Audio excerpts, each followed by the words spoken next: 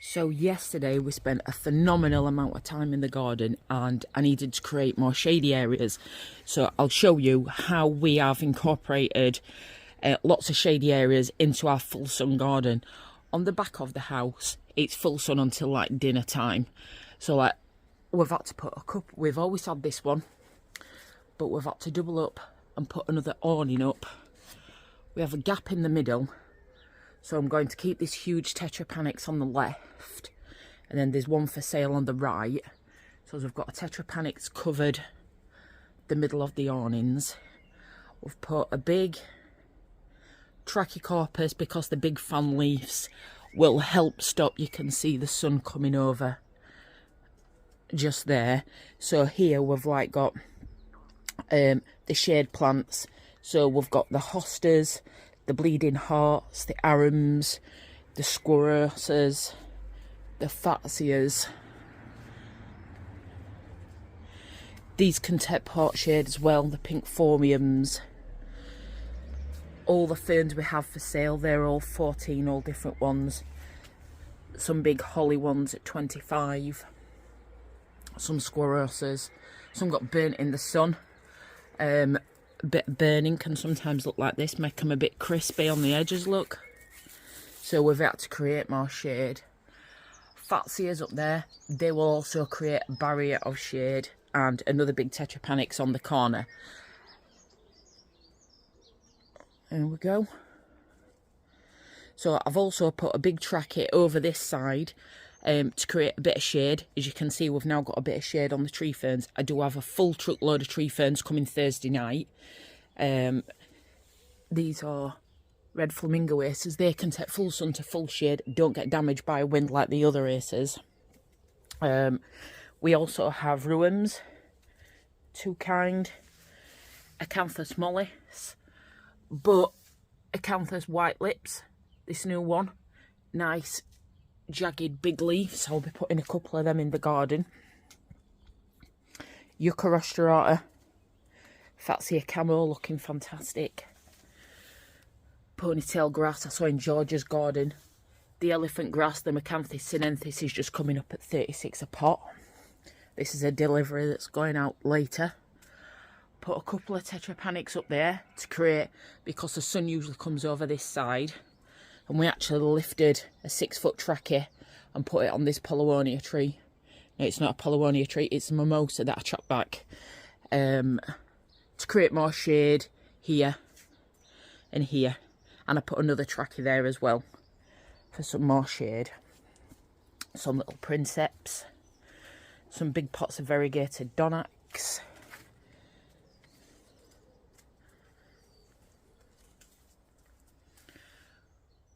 Aubrecias that I potted up.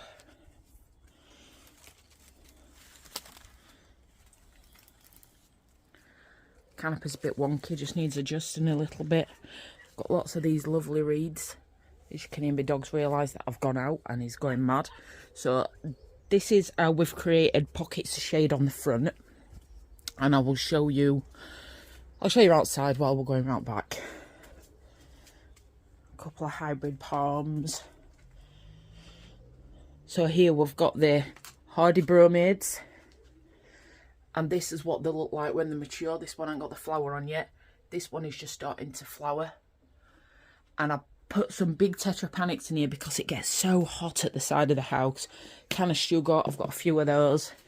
So smaller tetrapanax that are still a good 3-4 year old. Some of the big tetrapanax, so to create some shade pockets under here. Got some voodoo lilies growing down there, but nothing showing yet.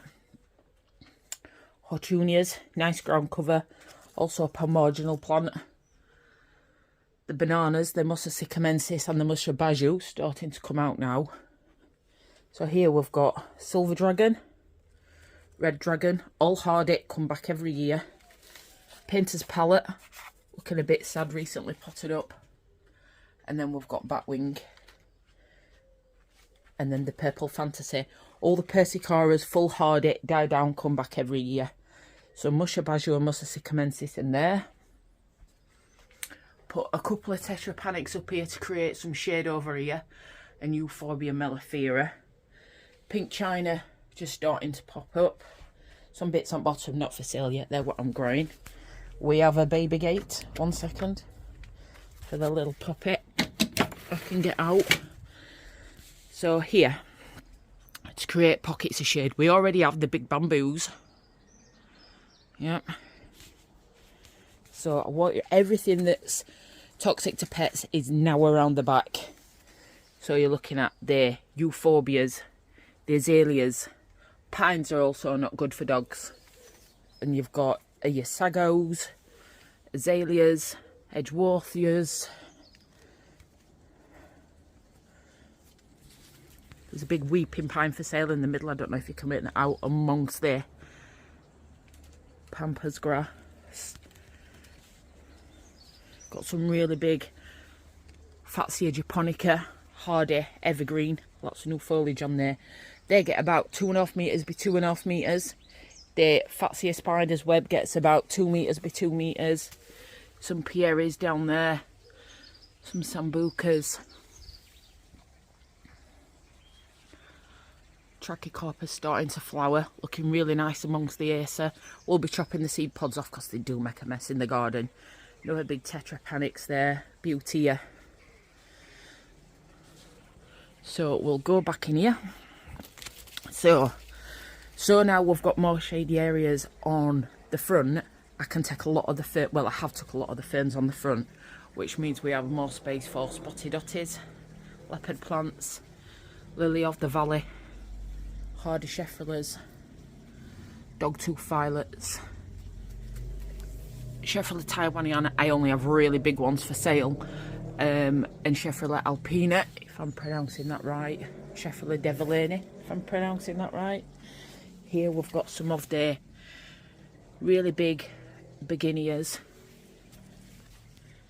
the big Rodrices.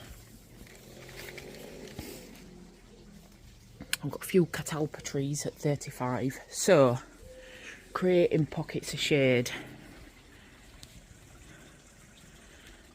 Just gear a quick ways round.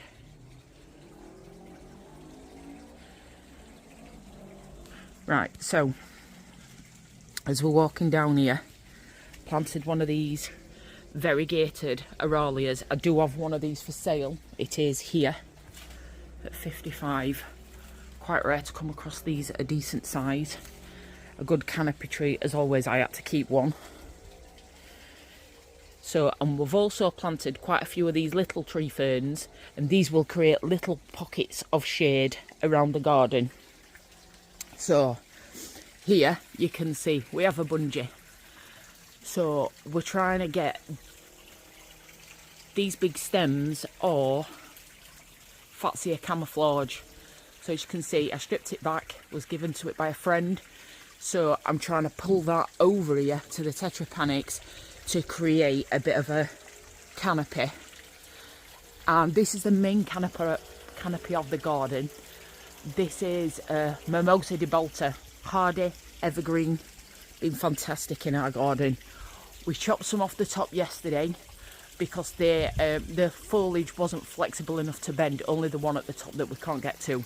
So what we could get to, we pulled it to the track. I don't know if you can see, we have a washing line. So we're going to slowly pull that across here to make a bit more of the canopy. And I tied one of the Trachycarpus leaves to the mimosa, so as a leaf always stays this way to protect the ruin and a few shady bits in the garden. So yeah, that tetrapanics is a good canopy, and if you've seen my previous videos you will see that tetrapanics forms a fantastic canopy anyway. It's just that I'm wanting a bit of an evergreen canopy, so we need to train the evergreen plants like the Fatsia variegata and the Mimosa de Balta. We need to tie them together because the tree fern isn't evergreen, semi-evergreen, and then you've got the Brassiopsis next to it, which is an evergreen. So yeah, we're needing to create more pockets of shade. I'll just gear a quick whiz round while we're here.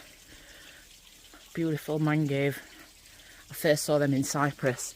Then when I saw them in plant wholesalers, it's like we must have one. This one isn't hardy, needs to come in for winter. I don't know if that's Pineapple Express at the back. That one can take unheated greenhouse. Euphorbia John Phillips, a customer kindly dropped me off. So, the Sheffield rhododendronifolia, I accidentally leant on it the other day and it snapped a bit at the bottom. I have tied it. It's been like this a good few days. But I have strapped it, taped it, tied it with everything I've got. So fingers crossed that that's going to be okay.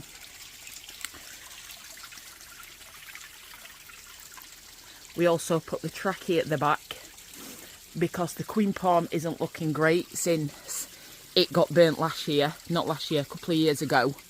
And it's struggling to recover, but it's hanging on in there. But so as I need a bit of shade for all the shady plants down here, like the little tree ferns that I popped in to create pockets of shade.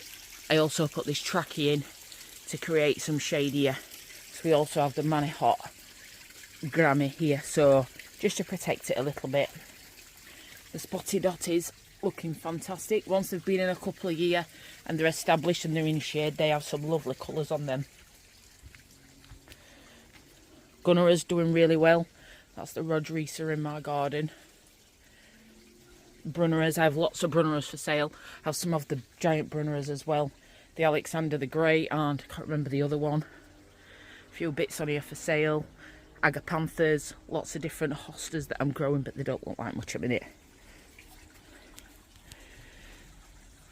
And we planted these two tree ferns. The one on the right was planted just last year to create some shade and a bit of a frame for the path.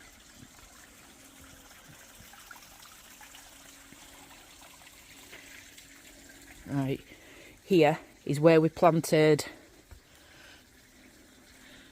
this lovely weeping pear tree, and I've also planted some strawberries and a little pine and a bit of arbrecia and a daylily and some little bits, some tools I've left, some big pots of grasses. Also put some bits of strawberries in these. I think it'd be nice to have some strawberries hanging down when the roses are climbing up. And then you've got the Aralia, the Devil's Walking Stick in there. One of my other Gunneras. Dharma Paleta down there. Mushabaju coming out. This trachea creates a great canopy. And like I said before, on this we've got the Clematis montana, which will go over the arch across the shed. And then we've got a yellow honeysuckle, which will be evergreen, which will cover there. The smaller tree ferns like this one, this is probably only 2.5 foot, create a really good wide span canopy. And if I can get in here, this is it, a Acanthus mollis leaf. Semi-evergreen, die back if we have a really bad winter, but mine's never died down. Yep, so that's it for now. Hope you like my little video on how to create little pockets of shade.